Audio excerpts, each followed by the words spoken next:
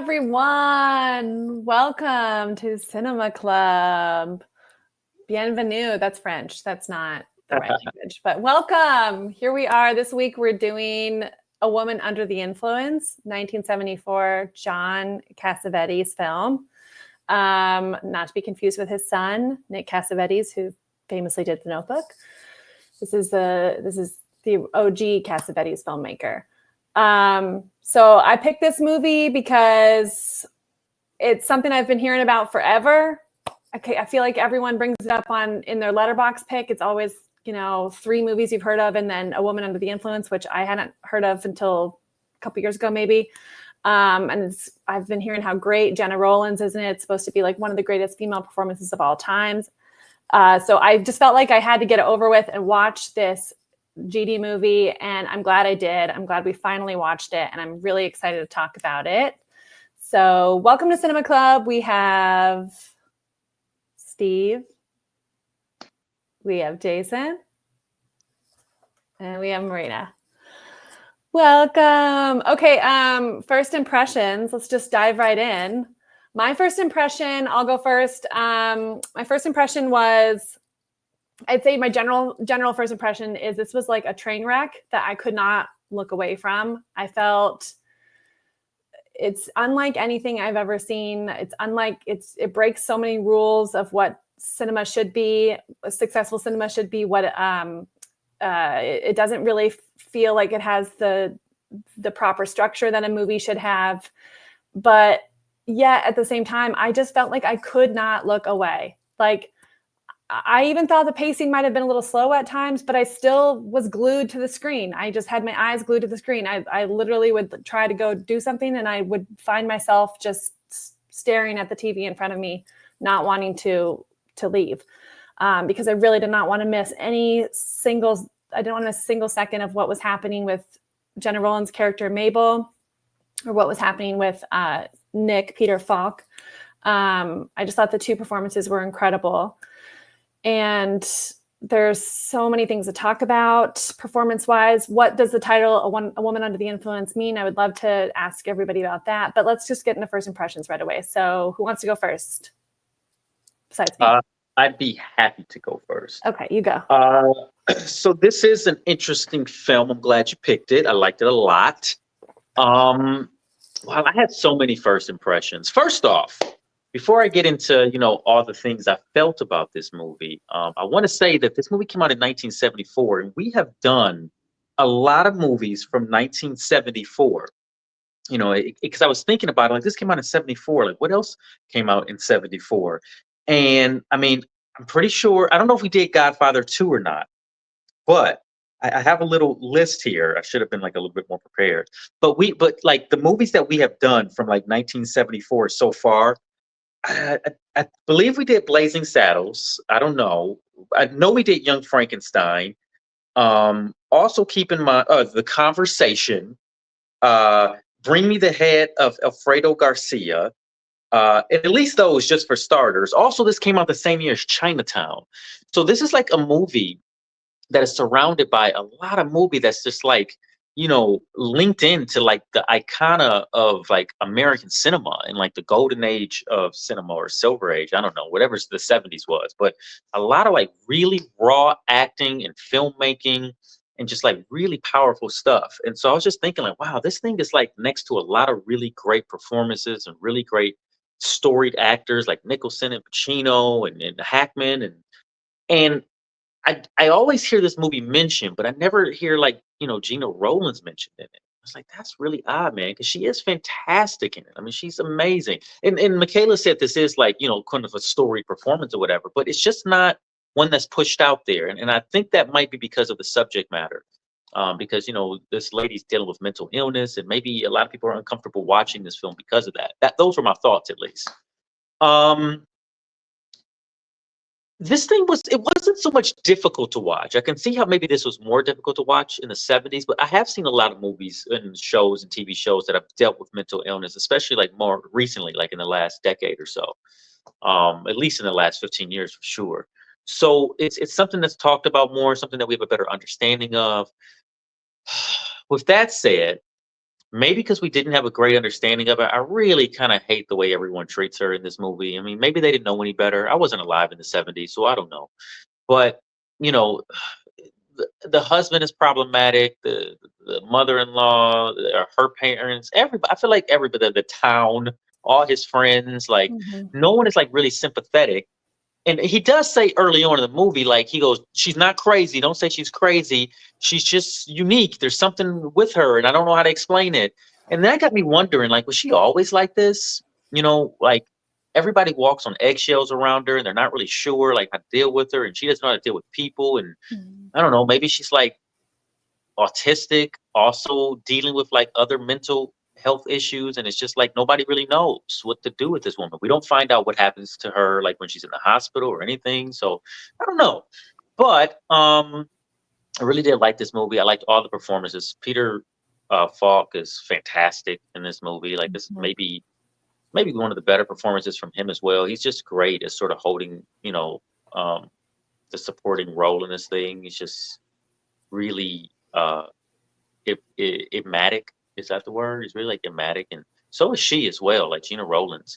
I also looked up how many things this thing was nominated for, and this was a tough year to like be nominated. Like she didn't win the Oscar for this. She was nominated though, and I was like, oh well, what did win? Alice, something won the Oscar Oh for this. yeah, Alice Under the Influence. No, I don't know. It was Alice something. Um, she did yeah, win it's the like Golden Globe though. she did win the Golden Globe. She did win Yeah. the Golden Globe, and Cassavetes was also nominated for direction, which I believe he should have been. Like this thing was really interesting. So one thing that I did notice right off the bat, and I'll leave it at this. One thing that I did notice right off the bat was like I was like, man, this thing feels like a piece of theater. Because there's so many Mhm. scenes where it's just like it's kind of closed, it's in a house. I'm like, this thing would probably just play on a stage.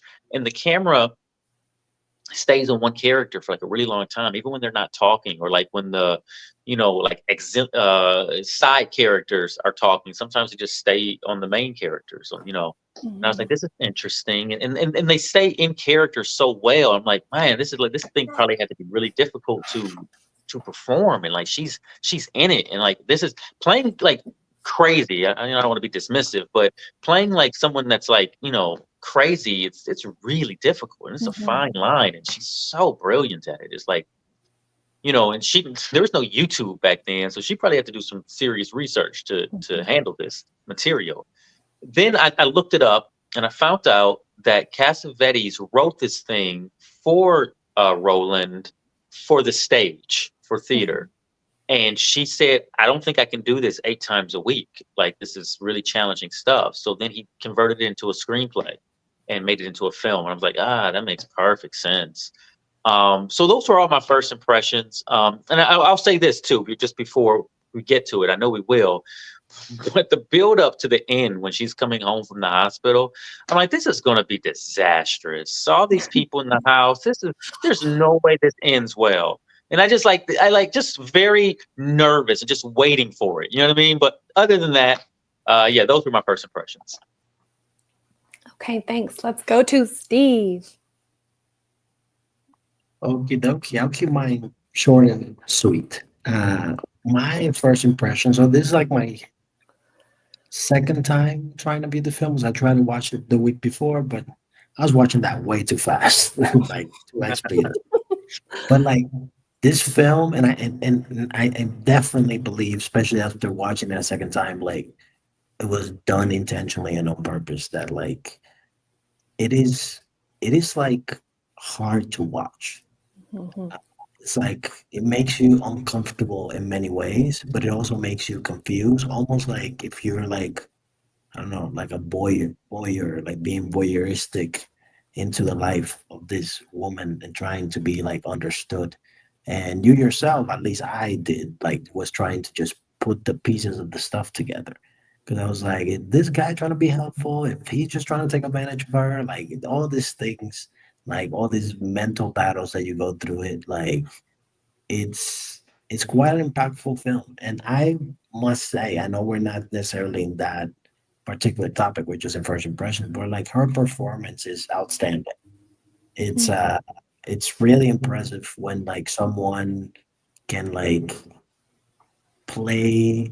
Like I wouldn't really call it crazy. I would just say like just all these deep layers that like she was able to portray with this character, and like nuances and moments where like you think it's going a certain way and then the character switches to this way. And like, yeah, to me that was like the most impressive thing of the film, was just more of like how she was able to maneuver like this particular character. So it definitely makes sense that like this was developed initially for like theater, because it felt a little bit like that. It felt like almost like a bit of theater with the cinema. And this movie was also an independent movie. I thought it Mhm. was like a straight up Hollywood, but Hollywood film at the time. But no, it's like it was independent. So it was really cool. I personally never heard of this film. I'm not as plugged in as you guys on the letterbox and all that stuff. But first impressions, I enjoyed it. It was a bit hard to watch, but it was an amazing performance. Mhm. Okay, thank you, Marina. First impressions. Muty, make you muter. Oh, I was saying so many nice things about you guys. You never hear it. Um, so I was saying that fun fact that Jason shared about the about it originally being planned for it to be a play. Totally, totally believe that. It was definitely set up um, very much so with just scenes where they kept like rambling on. It was just very interesting. You guys know it was hard for me. I struggle with older films. I struggle with plays, and then like I come from a line of mental illness. So I was just like, well, okay, where's my drink? As I watch this, I'm like, I'm triggered.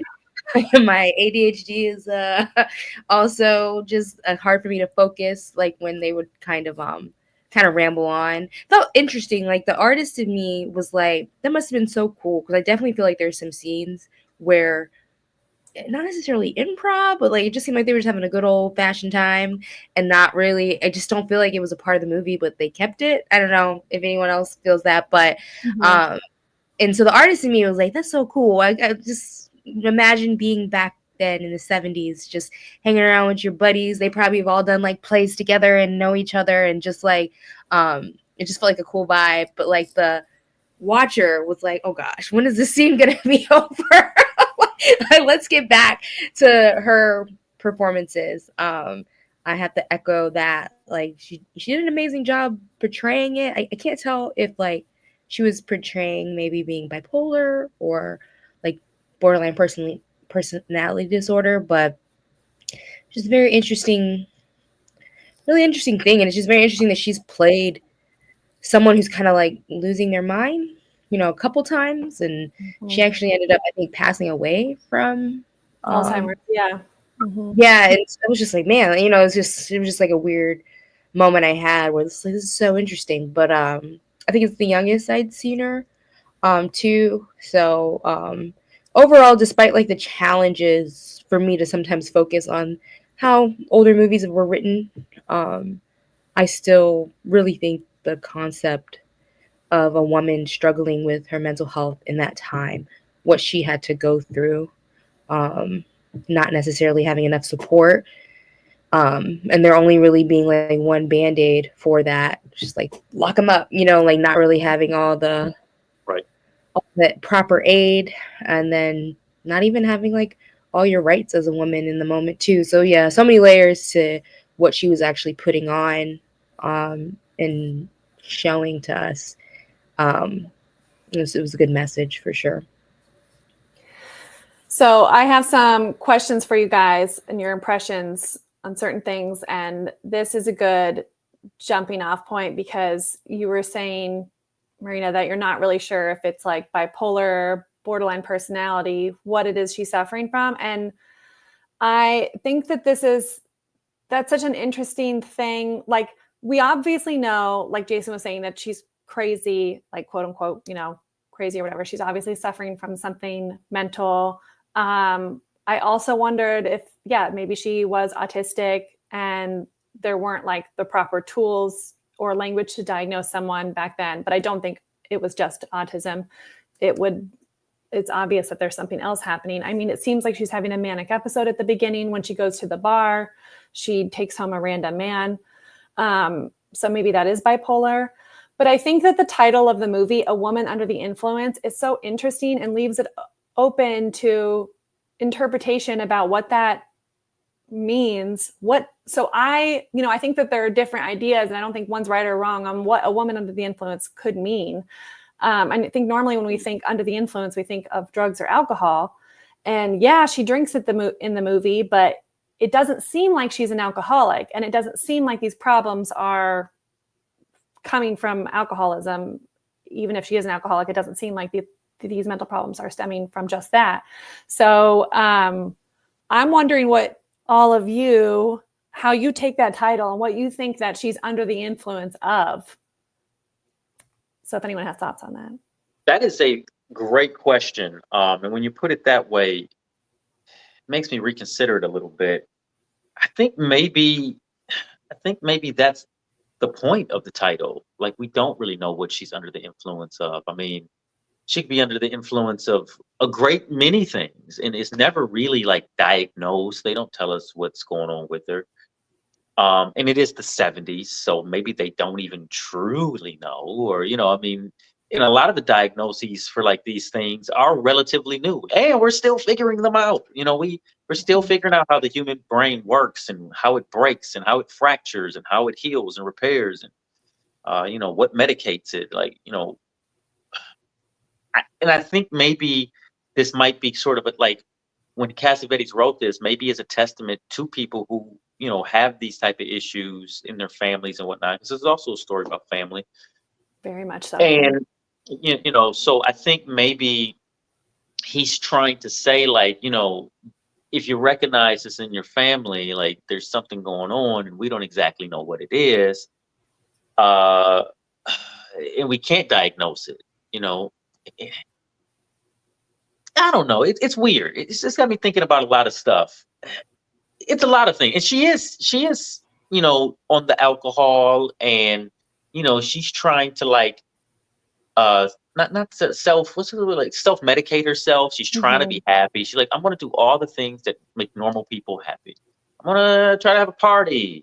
I'm gonna try to like be around my kids and run. I'm gonna try to play, and I'm gonna try to be more childlike, and I'm gonna try to have sex, and I'm gonna try to like pick up a stranger. I'm gonna do all the things that you're supposed to do that makes you happy. But obviously none of this stuff makes her happy, because these aren't the answers to any of her problems. So she's literally under the influence of everything, and then everybody telling her different things and how she should be and how she should behave, and the mother-in-law, the father, and the kids, and her friends and his friends, and the doctor, or I don't even know who that doctor was. He's like, why is the doctor here? Like, this dude is the most triggering person of the whole movie. Where is he?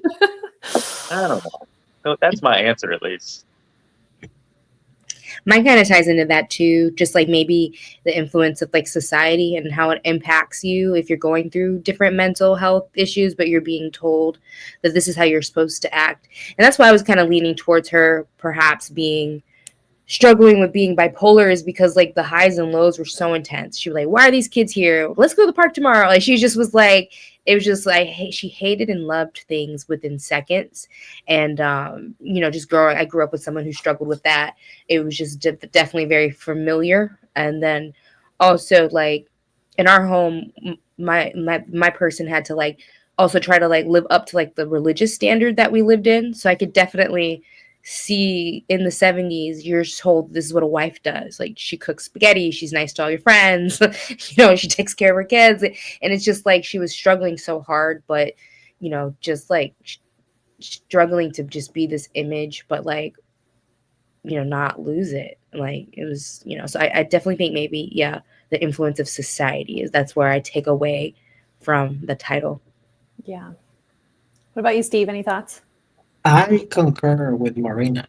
That's where I was like also thinking more of like it's more of like, yeah, well, like the societal pressures, because I personally, uh, especially now that I just came back from Brazil, personal little side note, little Dino sidebar here, but essentially like a lot of the people that I hung out, especially in my last few days of that trip, were a lot of like single mothers. and they were like expressing to me essentially like all the struggles that they had, and they were like spreading advice of just like, hey, if you're gonna have a child, it is a blessing, but just be very mindful with who you have that child with, because some people divorce the parent or separate themselves from the parent, but they also do it from the child, and then the mother has to take all that, all that pressure essentially upon herself, and Yeah. like be essentially like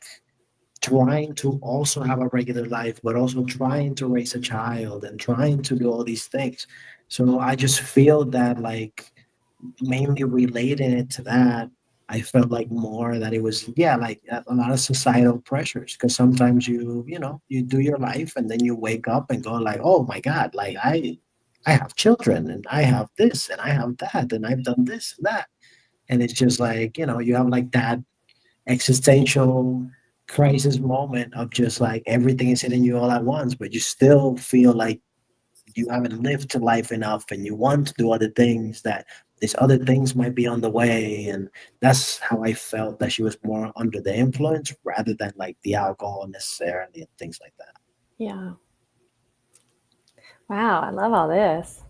I know I felt like I think when I was watching, I kept thinking like, what is she under the influence of? That question kind of kept popping up for me, because at first I was like, I guess it's going to be alcohol, because we saw her just schmammered at the beginning and making Remember. the terrible decision. I mean, she's married. We know that she's married right away, and she's going home with a strange man. But I do think that my takeaway is that maybe she is under the influence of the pressures of society, putting on this expectation of what a mom and a wife should be, like paired with her, whatever this mental illness is, which might be bipolar, if not something else, or a combination of things. But I also think you could see it as she's under the influence of just these specific people around her. It's an interesting thing to think about. I want to go. I want to ask another question about something Jason brought up. He said this movie is a lot about the relationships also, and I do think that this is one of the most interesting examinations of familiar relationships that I've seen in film, and particularly, I loved her relationship with the children. I thought that was so rich and deep, and I felt like the children weren't just props. I felt like they were real people that really cared about her. I really felt them looking at her as their mommy that they wanted to protect, they missed. But I also like the relationship with her and Nick is so important, and I want to talk about that. And Nick is obviously a complicated character. I mean, I think it's easy to focus on Mabel. We could focus on Mabel for an hour and talk about her performance and how genius she is, and how that's such an incredible performance. But we all agree that it's incredible. But I think like Nick is such a complicated character, and it's really interesting to me that the examination of their relationship is really interesting, because I think it would be so easy. And I think so many movies have done this with a woman who's obviously struggling, to be paired with a male character who's more one-dimensional, who's we're seeing only like a few sides of. Like I'm thinking of the movie, I think it's called I'm Still Alice or something, the one with Julianne Moore where she has Alzheimer's, like early onset Alzheimer's, and her husband is played by Alec Baldwin. And I feel like his character in that movie seems a lot more one-dimensional compared to what Peter Falk did with Nick, where I feel like Nick is this like complicated, complex person, and he felt so real to me. Like he is not a perfect dad. He's not a perfect husband by any means. He's obviously abusive at times. But I do think like what was so clear in the movie and is really hard to capture so authentically the way that they did was their love for each other. Like I felt like they really loved each other, that he really loved his wife. And that was really cool, because I think a lot of these times you see a movie like this and like the husband kind of writes off his crazy wife, like, and you can feel the distance growing between them. And instead of feeling this distance, I think that's what makes the movie so special, is that, and it makes her more of this like complex person seeing the way that he loves her and sees all of her and still loves her despite her having these mental problems. And he knows that like he says it in the beginning, like, yeah, Mabel has got some stuff. She's got some issues, but you know, she's still Mabel. And I think that that's really how he sees her throughout the movie. And that's why he's fighting so hard for her. And watching him get to these breaking points where he hits her, it's like, it's done. I feel like it's done in a way that feels so authentic, because it felt to me like he wasn't just hitting her to hit her, to shut her up, or it didn't feel to me like he's just some abusive guy who's smacking her all the time. And I'm not saying this makes it better, but it did feel more real in that it felt like that was his desperate last resort. Like he got to this point where he was like, I am doing everything I can to get my wife out of this state that she's in and bring her back to some state of calm. And I'm so desperate. This is the only thing I know how to do. And so I just felt like that was done so well and just felt so real and authentic. And he made him so much of like a character that felt so relatable, and their relationship felt so real. And like, because I think it'd be so easy to say like, yeah, why didn't he leave her? Why didn't he leave, why doesn't he leave his crazy wife? Why doesn't he just lock her up? And it's because she's still a person that he loves, like fully loves. And I feel that. But I just want to know what you guys, like your takes on Nick and their relationship, because that's my take. That's my takeaway, is that it was complex and done so well with love. And I felt like the love was so intense in this movie. And I want to know what you two thought of, or what you three thought of it. I will let Jason go first, because I'm going to be so off the wall. You guys are going to have to drag me out to the crazy house. I look forward to it. So I agree with everything you said, and I think it's very thoughtful and insightful. I think also, all that, and Nick is also a crazy person, right? Because you got to be a crazy person to like stick through this thing. Like, I know he's got kids in the situation and whatnot, but I kept thinking like, what attracted Nick to this person? And then I started thinking like, well, maybe it doesn't matter. Like, maybe you don't choose who you fall in love with. There's something about her that, entranced him, and he goes, I love this woman. And maybe when she was like younger, it felt more like manic charming or something, Or maybe and she didn't have these. I'm sorry, I'm stepping in, but maybe she didn't have these problems when she was younger, which is like how I see it, how I was taking it. I was like, that to me was like the only explanation of why he would still have this intense love and want to stay with her, is because of how she probably was before. But yeah, go ahead. Sorry. Yeah, and then right away, there's like, I knew there was something serious happening when he brought the friends home. I'm like, two things are happening here. One, he's very much walking on eggshells. And two, I'm like, after pulling a double and an all-nighter in a very like, difficult job, like physically difficult job, like labor intensive, why would you want to bring all your friends home?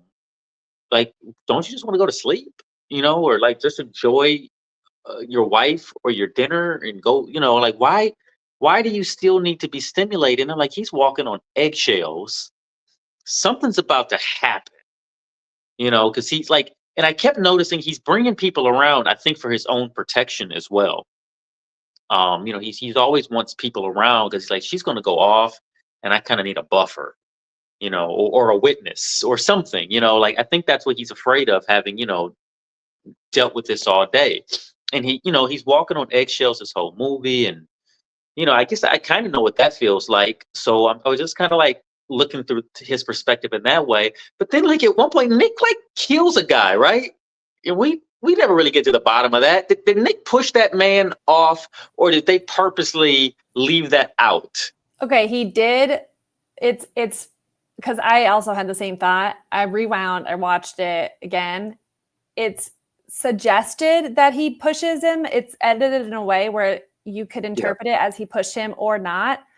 But then they later say that the guy broke every bone in his body, but he was alive. So And then Okay. comes in at the end. He's back at the end. He's like there with the other guys. So he is okay.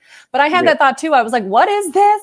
But that also is like, we're watching Nick have his own mental problems and have his own issues also. Like he's not handling everything well either. But yeah, I that was an immediately interesting said, "You're going to jail, buddy. Like that's assault. You pushed the dude off a cliff." I had that thought too at first. I was like, is this movie going to go in that direction? But yeah. I didn't think it was. Like, it's the 70s. He's fine. He's just a white guy at work blowing off steam. No one cares. Yeah. So, I guess those are my basic thoughts about like Nick. I thought, the way the director and him, they handle it very well. I agree with you with like the abusiveness, like him hitting her or whatnot. Like, in that moment, it did feel somewhat justified. Like, I hate to like even go back to like the 40s where like she's hysterical, slap her. It was not that, but she really was hysterical, and it did feel like a last resort. Like, and like maybe he was out of himself at this point. Right. Like, I don't know what to do. I gotta get some order in this. And he's fighting the other guy who's over, but then it's like. And he's frustrated too because he's living through it. And also, there's been another man in his house before him. So I sort of understood all that. I do have a question for you guys. I hate to derail this just for a moment, but did they know there was another man in the house? Because the mother-in-law seemed to know. She says it. Yeah. I think this is a really interesting filmmaking thing that Cassavetes is doing that I didn't pick up on until that moment in which the mother-in-law said that, because I was like, what is going on with that guy? Like because at the beginning, the way it's edited, it really seems like he's going to catch her at home with the guy. And they're going to beat him up. And they're going to beat him up. And it just seems like that's what's going to happen. But the way we see it is no. I think based on the mother-in-law saying that we know that there was a guy there, that Nick either did catch them and we didn't see that, or he was informed about the guy. And that I think it's an interesting choice because I feel like what Cassavetes is doing is trying to tell us as the viewer that stuff's not important. The consequences of those actions is not what matters. It's just that the fact that she's making these actions repeatedly and it's like destructing her whole life.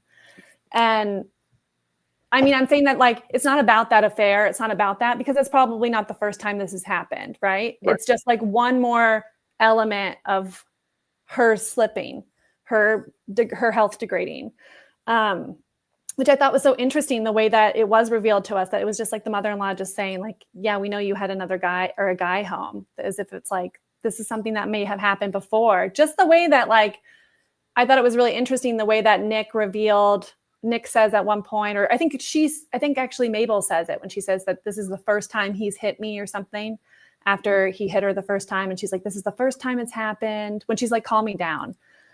She's like, this is the first time. And you kind of wonder as a viewer, you're like, is this the first time? Or is this just what you're saying? Is this what you say every time it happens? Because you're trying to be like, it's not a big deal. Let's just move on. I know I was crazy. And I know that's the only way you know how to handle it. And let's just move on. It kind of had that vibe of like, maybe this has happened before.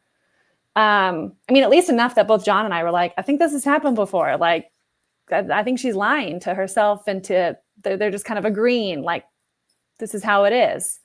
Yeah. So that was my take on that. Yeah, I think that's a fair take. Mm-hmm. Yeah, I thought they were gonna beat him up too. I'm like, while we're making spaghetti, has the guy left yet? Like, what's is he still? Is he hiding? Is he hiding underneath the bed this whole time? Everybody's having spaghetti. You guys got a bowl in the kitchen. All right, Steve, do you want to go in, or do you guys want me to go completely left field here? Go left field. All right, so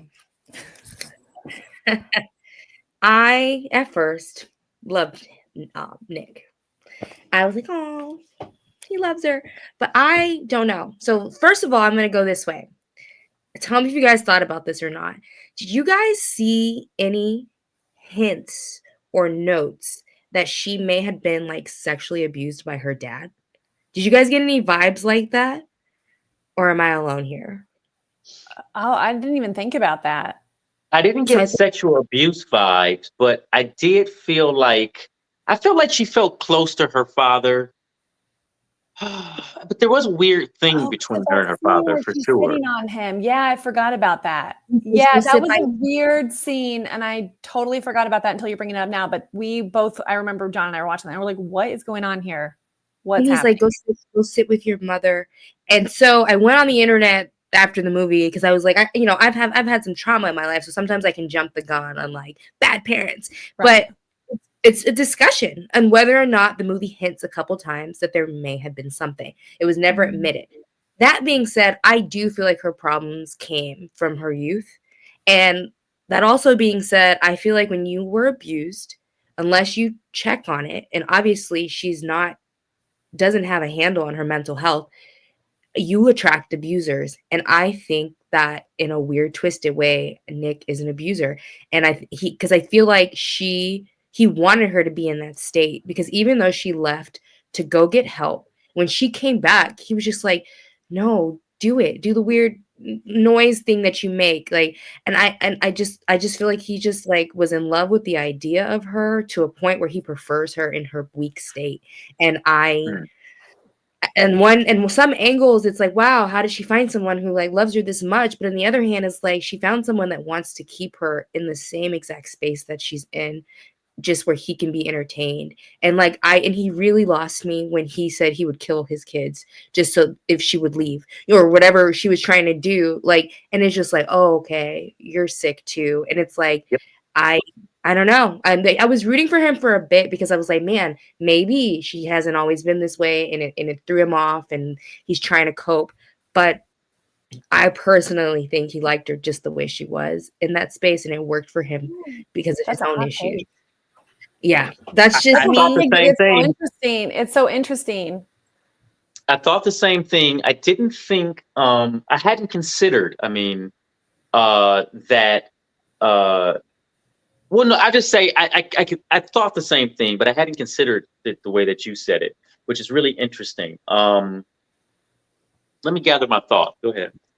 It's fine. I told you guys it was going to be like a interesting thing we can follow back to, but I Oh, started googling it and everything, and like there's a lot of discussions of like the hints that dad was weird and stuff too. well, And and so mom too, right? Because when the movie first starts and she takes the kids, she's flustered and they're like, oh, maybe she's just a flustered grandma. She's not used to having all these kids around. And then I'm like, oh wait, it's not really the kids that are flustering her, it's her. Oh, totally. And she's been going through this her whole life with her daughter, right? And she's walking on eggshells with her daughter, just like everybody else did the whole movie. And she's just a mother that has been worn down. And then the thing with the dad is like, well, we're having spaghetti. I'm not staying. I'm not staying for spaghetti. I'm like, what traumatic experience has he already had with spaghetti and his daughter? Like, did she always like demand that they have spaghetti? Would she not make anything else other than spaghetti when she was living? You know what I mean? Like, did she like throw a pot of hot spaghetti on him at some point? You know what I mean? Like, something has happened. He doesn't want anything to do with spaghetti. And I was like, that's a real interesting choice for them to blow up. And he's almost about to fight Nick about leaving over spaghetti. I'm like, everyone's crazy and everybody's on eggshells right now because of what's happening. All that's just really interesting acting and choices, really, I think. Yeah. did anybody else crave spaghetti after watching this film? Definitely. I was craving it while they were It's eating it. I was like, which I took the spaghetti as like I thought that the spaghetti was to me like the only thing that a crazy person could cook because it's like the easiest thing to cook. Because there's like, is it Mad Men that his wife, like that's all she cooks is spaghetti because she can't cook anything else. Like Wow. all the scenes are her cooking. She's always like, I'm going to prepare spaghetti. I'm going to cook spaghetti. That's all because it's like the easiest thing to cook. She's not really good at cooking. Yeah, that's amazing. So I thought that was why she kept why she made spaghetti. Because when the guys come over, it almost seems like it's breakfast. And then it's like, okay, then you're like, okay, it is dinner, I guess. You're not really sure what time of day it is, but you're like, just having spaghetti. Also, how are you going to cook for like 14, 16 people? You know what I mean? Like, it's in the morning. Regularly. I guess. I don't know. They probably do it regularly, which is what like we kind of tied into like a lot of stuff being on repeat because he's like the boss, right, of like this overnight crew. And it's probably something they do, like they just all come over and eat and before they go home after the night shift kind of thing. Yeah. And then I mean, you got a whole bunch of pasta. It's easy. It's But some something of you them can had never met her before. Yeah, although I don't know. I think that maybe all of them had met her.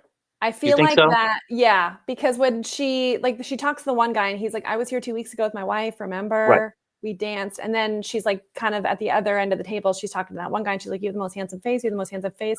And he's so uncomfortable that I felt like it's probably because they've met before and she's just Mhm. having one of her states where she doesn't remember because they all had that eggshell feeling with her. What about Billy grabbing her ass in the kitchen? What was that all about?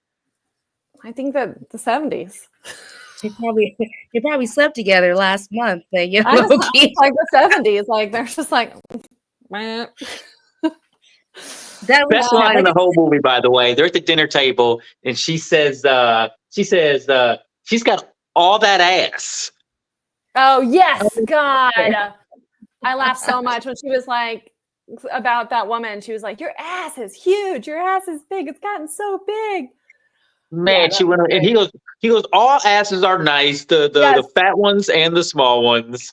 And God. and she said, all that ass. I was like, bruh. That was such a great line because it's such it's so clear at that point, if it's not clear before that point, that Mabel isn't well still after being gone for 6 months, that she's I still not actually well. thought that was the most normal thing, honestly. Like But I mean, that like, could have just been any dinner conversation like that we any wouldn't woman say had, like that. with her friends. I But like thought. nowadays we would say that, but I think back then we wouldn't be like, look at her fat ass, how huge her ass is. I think that like the beauty standards back then were more like, you don't talk about people having fat asses. Well, At least that's how I what saw it. one of the women said, she goes, it's okay, I do have a fat ass. And then the Yes, other I chick was know. like, yeah, give me some. Well, yeah. okay, I It want was to hear Steve's take on Nick because we got off the rails, but I want to know, Steve, if you have any opinions on Nick and how you saw him, what you thought about him. You're muted. Muty McMuterton. So with Nick particularly, I I don't know. I had like a lot of mixed feelings about this guy because especially the that first encounter that they had, and he going like, my place is not tidy, but maybe yours might be better.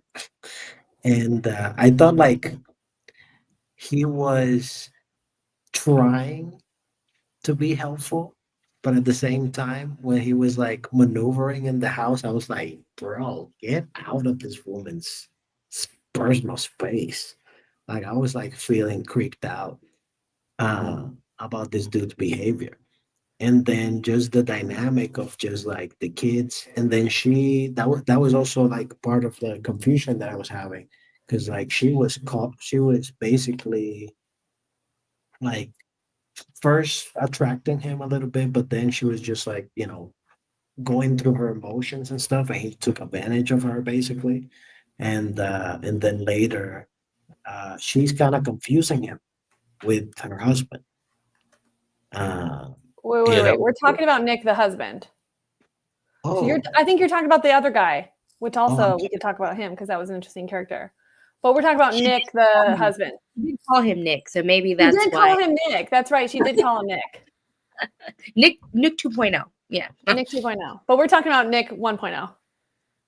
so Which is weird that because was that was the only time in the movie she confused someone with someone else. Yeah. Yeah. But do you have that was thoughts on the husband? I'm sorry I interrupted you, but do you have thoughts on the husband and him and their relationship or anything? Or him being um, abusive or anything like that? I just thought just like his eye is weird. You know what I'm saying? Like, His Peter glass Falk eye? eye is weird.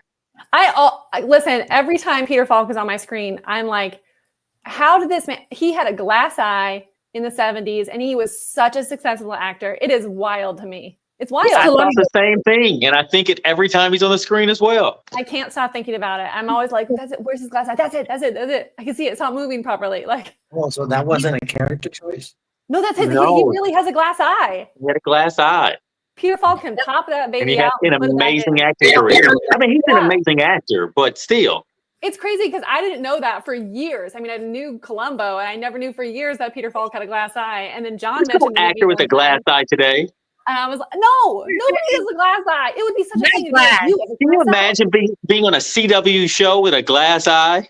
Yes, it's wild. Not a glass eye, but Forrest Whitaker has also been holding it down with whatever he's got going on. But it is amazing that those people find their lane. It just makes you Good like point.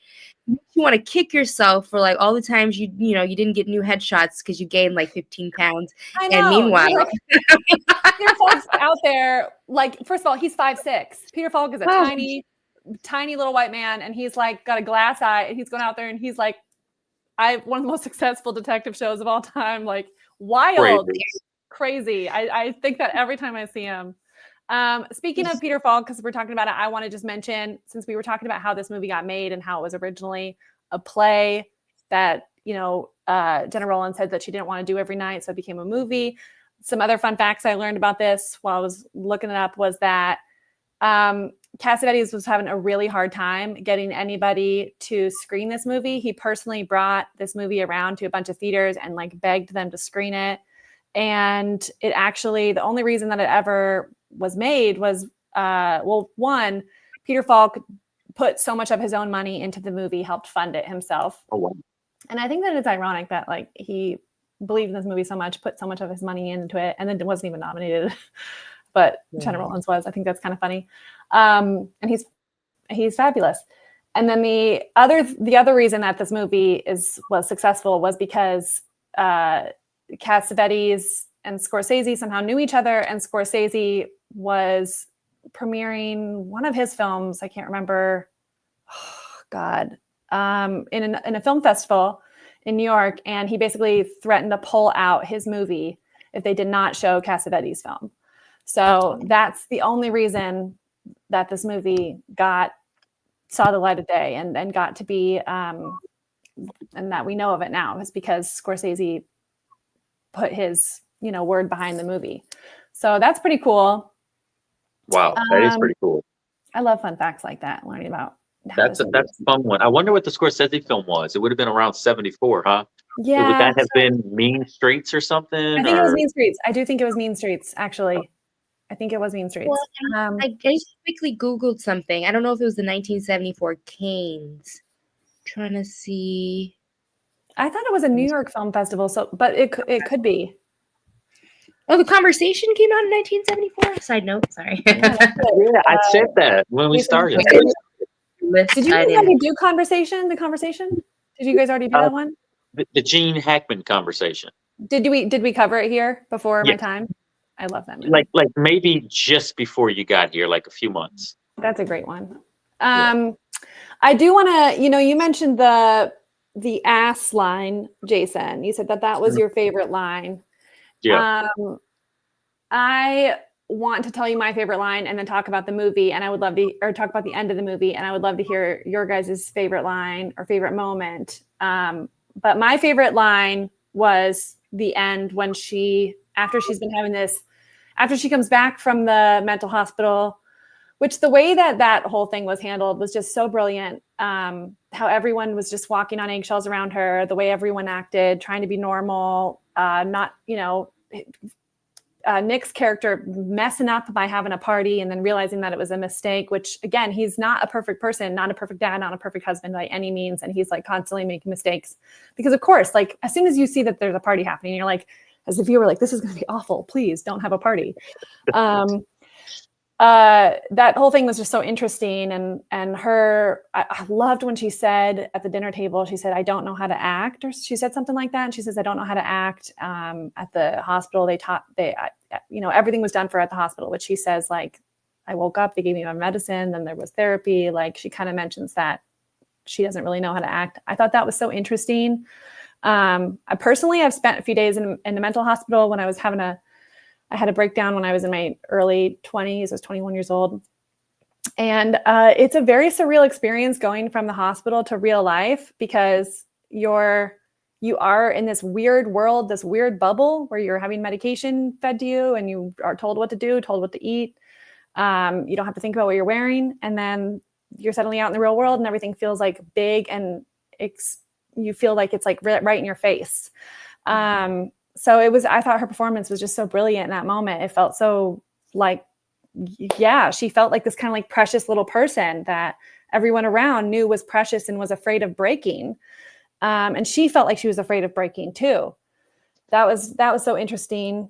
So I love that moment. And then the other thing I wanted to say that I loved was after they put the kids to bed, when the kids finally go to bed after they have like another fight and everything, when they're walking down the stairs and she says, I'm really nuts, and he's like, yeah, I know. And then they just go and clean up the house. That's how they end the movie. And I was like, that's really it though. Like, I feel like anyone who knows someone who's had a mental illness or has experienced it themselves is like, a lot of times there's these big, huge things that happen. And then it's like, yeah, crazy, and life goes on. And that's kind of how it feels. And I felt like that was such a poignant, poetic, simple way to end the film. And that just heard that one line just like did it for me. Like the film was, I mean, up until that point, I'd been watching it, like I couldn't look away. But at the same time, I don't know if I would have said I liked the movie. It was hard to watch and it was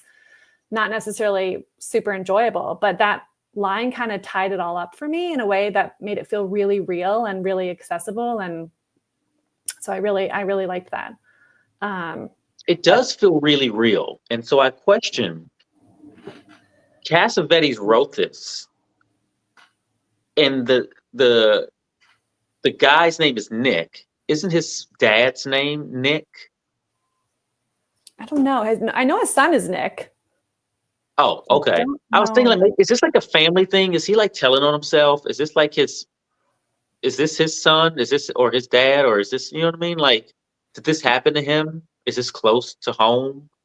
Why did he use Nick when that's like either his son and or dad, right? Like his father's name is Nicholas John Cassavetes. Okay. So his father's name is also Nick. His mother is in the movie. She plays the mother-in-law. Oh.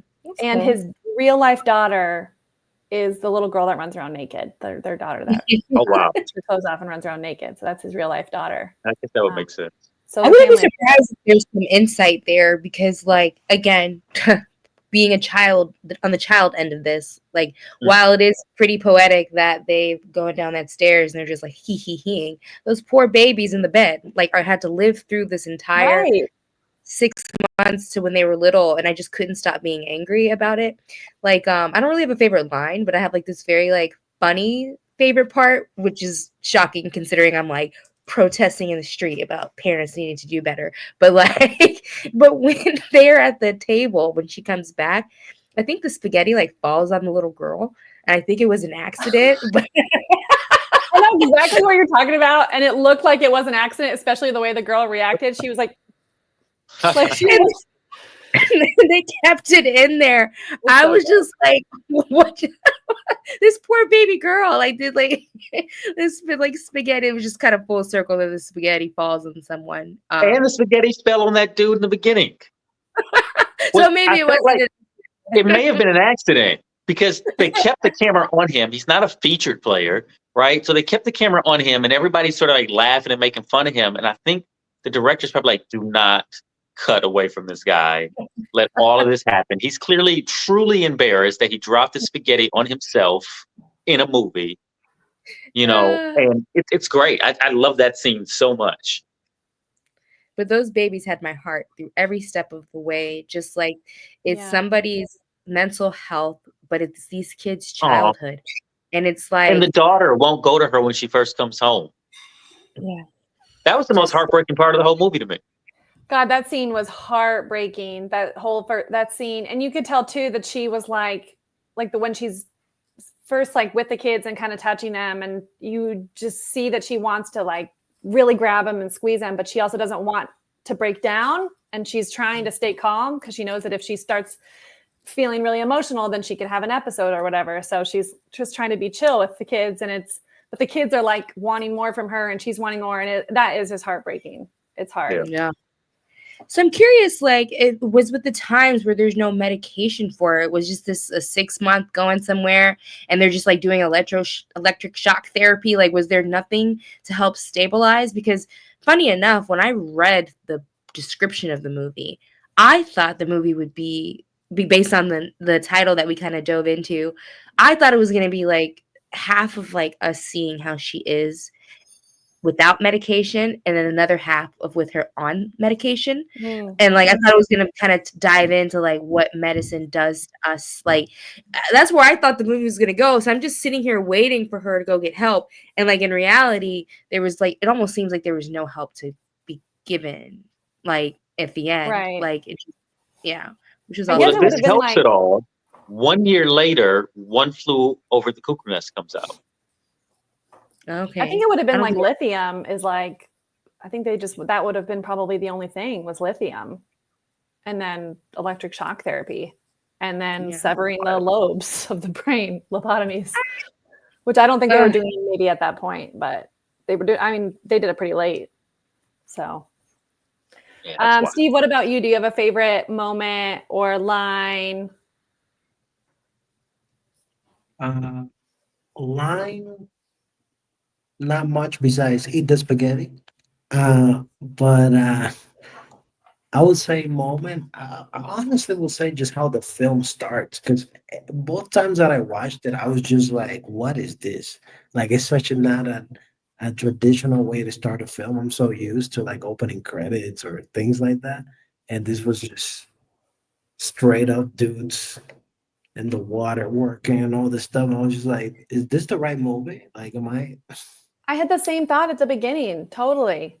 I think I stopped it right at the beginning after. I was like, what a wild way to start. And I totally forgot about that until you said this right now. But I even thought, what a wild way to start the movie. Like normally the first scene should be telling us things about the movie. And we're starting with that. Like Yeah. Nick working. Yeah, that was pretty wild. I totally forgot about that. Yeah, me too. I forgot. I legit was like, and I guess I didn't know who the husband was gonna be. I didn't like dive in. Sometimes I even like to watch a trailer especially when we do the older movies, because the way my attention span is, I do need a little bit more of a connection than just like raw jumping into like an older film. But I didn't have time because I watched it last week in hopes that I'd be able to make it in time. So I didn't really have time to like look. I just did like a quick IMDb like thing, and I was like, okay. And so yeah, I didn't realize who was gonna play the husband. So I'm like, what are we watching? Columbo over here? Like, what's going on? Like, who's gonna die? Who's gonna be in the mystery this week? Like, so it did take me a second. Okay, should we jump into our final thoughts? Unless anyone has Yeah. anything else they want to. Yeah, we should. But just before we do, this movie was produced in 73 at a $1 million budget. And I kept thinking before I looked up the box office, I was like, this thing is going to probably flop something terrible. Like I didn't think about the awards or anything, but I was like, it just doesn't seem like a movie that people would have been comfortable sitting down to watch. But it's very raw, and it was the 70s. It ended up grossing 13 million, which is pretty good. On a $1 million budget, even today that would be pretty good. So yeah, it did pretty well. I'm sure like the Oscar buzz and associations probably had something to do with that.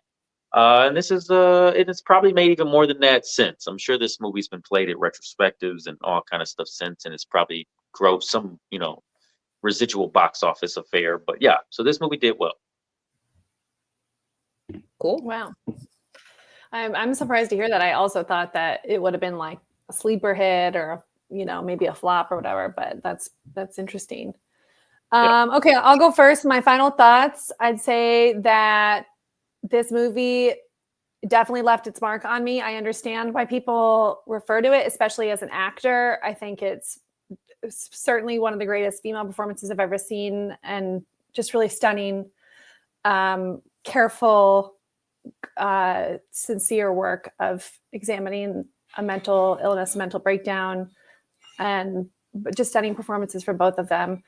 Um, I love how raw it feels. I know that there was a lot of improv in this movie, and I know that's something that Cassavetes encourages. And I think it was really, really cool to see a movie that wasn't necessarily focused on getting the flashiest shot or having the shot wasn't even in focus a lot of the times, but the moments were captured. And that was what it really felt like it was about, was more about the moments. And it felt, like Steve said, like almost like you were a voyeur at times. And I thought that was really special and really helped you be dropped into the moment in the scene and just be on the edge of your seat looking for more. So yeah, I think that the end had some crazy kazoo music, which we didn't really talk about. There was like a weird like clown music at the very end, which was super weird, and that was an interesting choice. I just thought about randomly, but overall, I'd say I like this movie. I don't know if I would run to watch it again because it was an intense watch. But if I was with somebody who hadn't seen it and we had the time and space for it, I would definitely want to share it with them because I do think it's special and should be seen,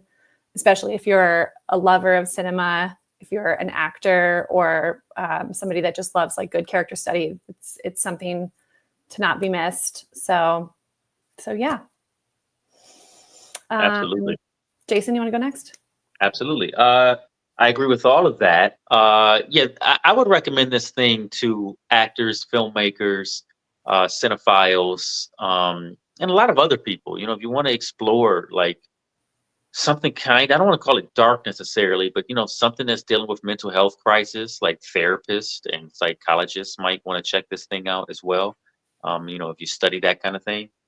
Uh, but yeah, Gena Rowland is so good in this thing that I would absolutely watch it again just for her performance, and I would share this movie with someone just based on the strength of that.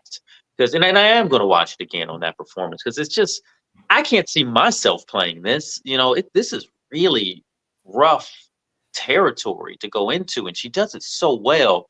And whenever I see performances like this that are just so I just know what it took to get there, you know, for her to get there. I know the type of research and I know like how she had to toil to get it.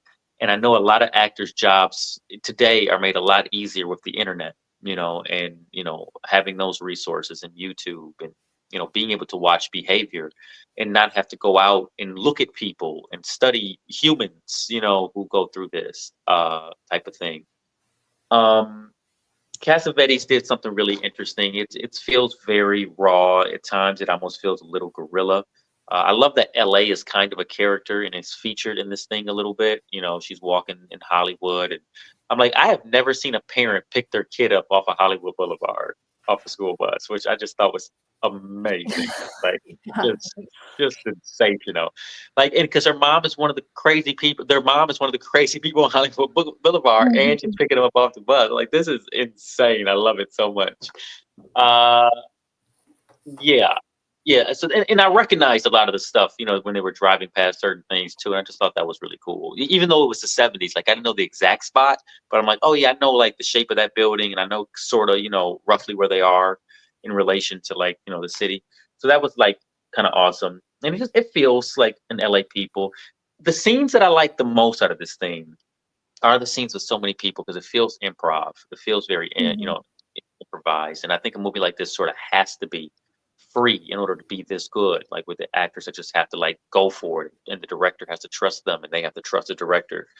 Um, yeah, this like and like I said, I have to use the word raw because it just feels like it's not really very meticulous by design. It's like let's just get into the dirt with this thing and make something happen.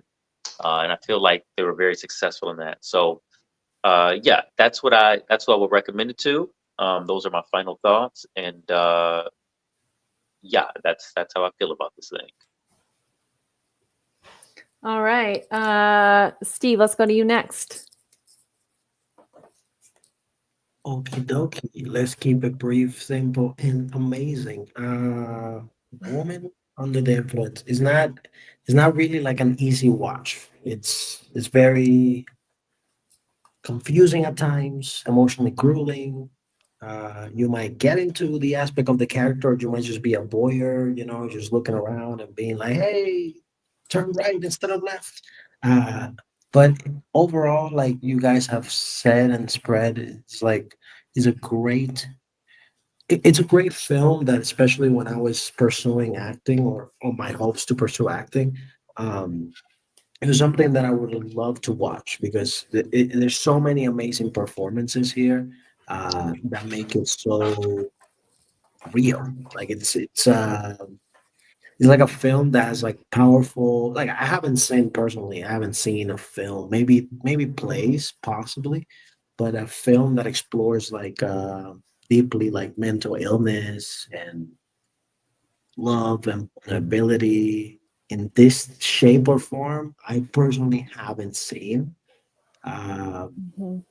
Because yeah, because every other movie they seem like they have more of a structure or format, and this one seemed like a little bit more free flowing, maybe because of the improv and stuff. And as a person that has been to schools that are in existence and not longer in existence, improv wise, the yes hand here was incredible, and Mhm.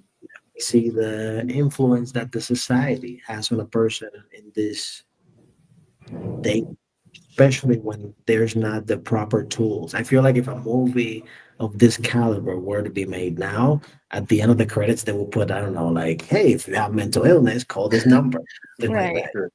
Versus this one starts and ends a little, at least for me, for my accustomed taste, I guess, a bit abrupt.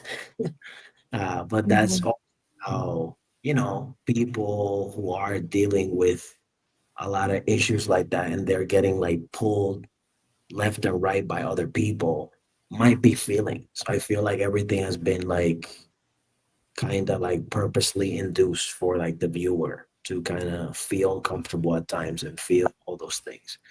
I would definitely recommend this movie to people that only cook spaghetti, just so maybe they see themselves Spaghetti, spaghetti. into the character. Maybe they might see that maybe they should cook something else that's just spaghetti. Anyway, that's my final thoughts. Marina, what about you? Yay. Yeah. Overall, very emotional film. Really good choice of something to like dive deep in. Like I feel like we all shared a lot of thoughts, but we also all had like new lights and ways things hit us. And um it's just crazy that like when it comes to our minds have so many similarities but so many differences. And I think the movie did a good job of kind of diving into that and like leaving things open to interpretation. I definitely agree. I don't know if I'll watch it again because I just how I am with older movies in general, but I'm glad to say that I did, especially since there are a lot of people that recommend it. I would definitely recommend this. I think you guys kind of all touched on it to like people who are also creative and also acting. I do think it's a good tool to watch when it comes to like just especially character acting when you're like really taking on something that you don't necessarily identify with, and especially with the resources she had. Like I was thinking about other movies like I don't know if you guys remember the movie Radio, and I remember like how Cuba Gooding Jr. said like hey, how he did the research, and she didn't have that kind of access. And I think she did a really good job. We don't know exactly what she's portraying, but she definitely was portraying like a mother and a wife that was dealing with something, and kind of drowning in it. So um, definitely think it's a good thing to watch. Just if you ever have to like take on a character, it's a really good acting class. I also think it's a good movie to show like in schools to talk about mental health. Like when they roll out the big TV and you watch something. I remember they showed us like flowers for Algernon or something like that. I think like this is kind of along that line of like a good movie to kind of like be able to watch something and the teacher doesn't have to teach, but you could take away what was going on in this moment for history of women and healthcare, and also just for like understanding and feeling what she was going through. But yeah, good choice. Right on. Right. Right on. So I guess that just one question that it leaves me with is Steve, what do you got for us next week? Next week, I'm so happy that you asked me because it is not my turn for next week. It is actually Marina's turn. Ooh. Okay. All right, T. Y'all know me, I'm indecisive, so I need your help. We're gonna do a vote. Sure. My theme of this, the category is sports movies that are based on a true story. So I'm undecided against Invictus from 2009 and Unstoppable from 2024. Wow, Both these are a surprise. I know, right? You thought it was gonna be Mean Girls and Mean Girls 2? Haha. Yeah, right. So I guess I'll give like a couple seconds and then like we'll do vote. So 1 is Invictus and 2 will be Unstoppable. So when I say go, um, you'll put it up a 1 or a 2. And I think 1 is about like bringing rugby to South Africa, back to South Africa, and then like the other one's about a kiddo who loses a leg and continues to box. Mm. So, all right. Alrighty. All right, so I'm gonna count down from 5, and you'll either put up a 1 for Invictus or a 2 for Unstoppable. All right, 5, 4, 3, 2, 1. Wait, which one was which? I'm sorry. Wow, figure this out. I messed it up. I was like, wait, which one is which?